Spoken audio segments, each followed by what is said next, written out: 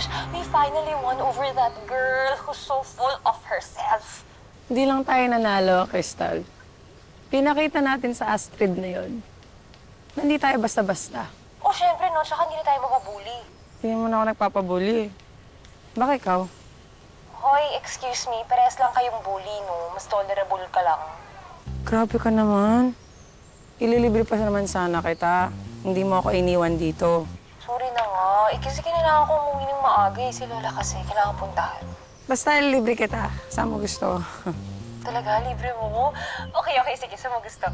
Chinese, siomai, dumplings, and Japanese, sushi, ganun. O kaya no, pasta, pizza, or gusto ko din ng Filipino, mga sinigang, ganyan. O, ba't natatawa ka sa akin? Ayan baka ginajudge mo ako ha, kasi matakaw ako. Excuse me, FYI, hindi lang ako alahera at hindi lang ako history enthusiast. Certified foodie din ako, no? Naniniwala kasi ako that food is an important part of the nation's cultural heritage and identity. Grabe ka naman. Ang dami mong sinabi. Alam mo, ang iniisip ko lang, nagulat ako sa sarili ko kasi ngayon natotolerate kita. Dati, hindi ka pa nagsasalita, naiirita na ako sa'yo. Sus! Tapos ngayon, love mo na ako, no? Hindi, no? Aso ko. Si Sir Greg, love mo, no? Nay, lalong hindi. Sus! Sir Greg, si Jem naghahanap ng ka-lunch date niya. Hindi kayo na lang, loner daw kasi siya. Saan siya na? Hindi ako pwede. Mag-ensayo pa kasi ako. Sige na, bye na.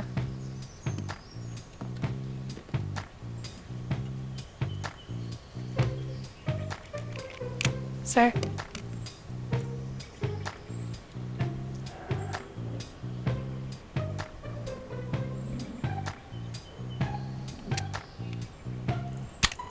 No. Sir, Niyaya ka ni Davino at Posades na mag-lunch? So why didn't you say yes? sir, nag-early lunch na po kasi ako eh. Di ba kabilin-bilin ako sa'yo? You should always keep an eye on both of them. Yes po, sir. Binabantayan ko po sila during their training. During their training, habang nandito sa headquarters. At kahit wala sila dito sa headquarters, lagi mo silang babantayan. Dapat lagi mo silang nakikita. Do you understand? Yes, sir. Good. Now enjoy your lunch. Okay? And make sure, lagi mo nakikita si Davino at Posadas.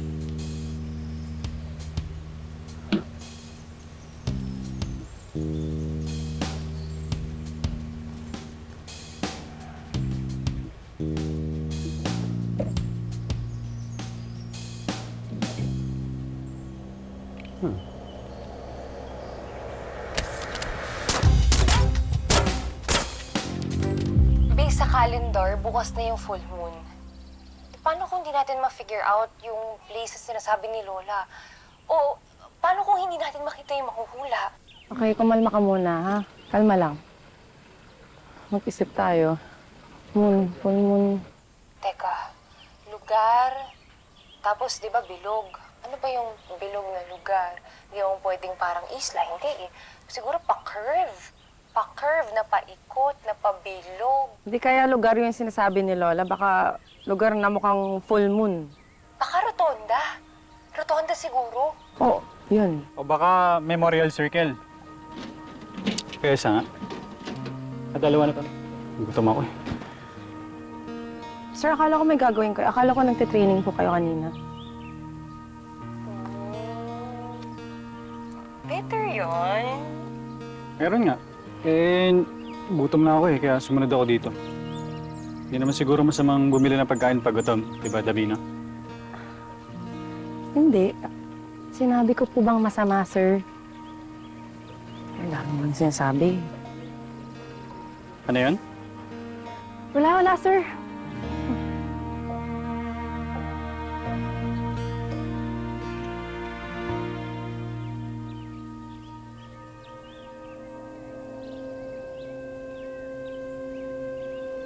Moon circle? Ito kaya yung sinasabi ni Lola? Uy, asan Jem? Patingin!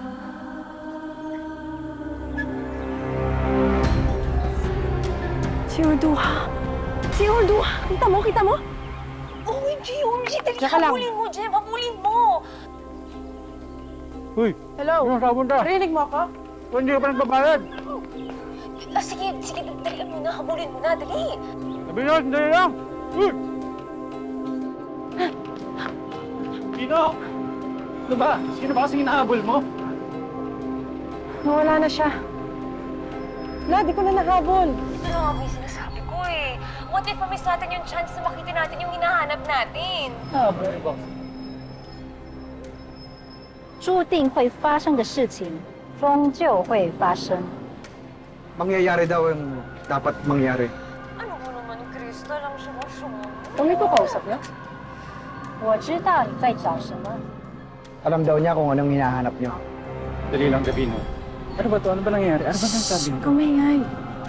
像黑暗天空中的星星一样，闪耀的宝藏，将照亮阴暗的过去。跟我来吧。 O mata. May mga yaman daw na singiningning ng tala sa madilim na kalangitan at nagsisilbing liwanag sa malagim na nakaraan. Sumunod daw tayo kay Madam. Tara. Mga liwanag daw. Mga hiyas yun. Ano mo? Mooncake House. Tama yata itong pinuntahan natin. Pasa tayo? Isang Hopia Bakery sa Moon Circle Street.